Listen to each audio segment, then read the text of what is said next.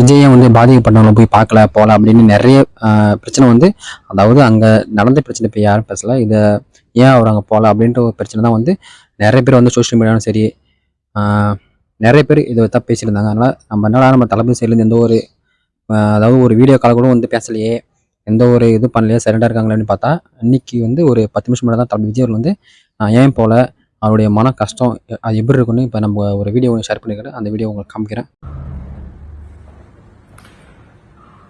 அனைவருக்கும் வணக்கம்.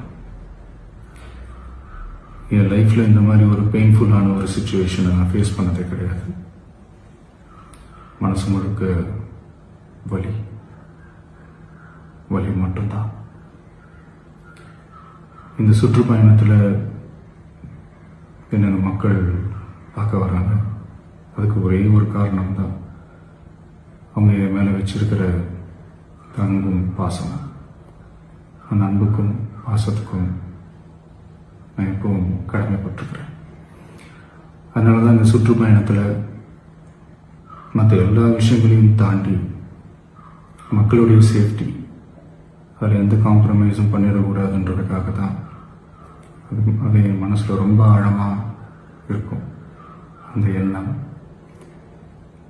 அதனால தான் இந்த அரசியல் காரணங்கள் எல்லாத்தையும் தவிர்த்துட்டு ஒதுக்கி வச்சுட்டு மக்களுடைய சேஃப்டி மட்டும் மைண்டில் வச்சுக்கிட்டு அதுக்கான இடங்களை சூஸ் பண்ணுறது, அதுக்கான இடங்களை பார்த்து பெர்மிஷன் கேட்கறது, போலீஸ் டிபார்ட்மெண்ட்டில் அதை ரிக்வெஸ்ட் பண்ணி கேட்போம். ஆனால் நடக்கக்கூடாதது நடந்துருச்சு. நான் மனுஷன் தானே. அந்த நேரத்தில் அத்தனை பேர் பாதிக்கப்பட்டு இருக்கும்போது எப்படி அந்த ஊரை விட்டுட்டு என்னால் கிளம்பி வர முடியும்? நான் திரும்ப அங்கே போகணும்னு இருந்துச்சுன்னா அதை ஒரு காரணம் காட்டி அங்கே வேறு சில பதட்டமான சுச்சுவேஷன்ஸ், வேறு சில அசம்பாவிதங்கள் அந்த மாதிரி எதுவும் நடந்துடக்கூடாதுன்றதுக்காக தான் நான் அவாய்ட் பண்ணேன். இந்த நேரத்தில் சொந்தங்களை இழந்து தவிக்கிற இத்தனை குடும்பங்களுக்கும் என்னுடைய ஆழ்ந்த இரங்கலை தெரிவிச்சுக்கிறேன். எனக்கு தெரியும், என்ன சொன்னாலும் இது ஈடையாகாதுன்னு எனக்கு தெரியும். ஹாஸ்பிட்டலில் ட்ரீட் பண்ணிகிட்ருக்கிற எல்லாருமே சீக்கிரமாக க்யூர் ஆகி வரணுன்றதை இந்த நேரத்தில் நான் வேண்டிக்கிறேன்.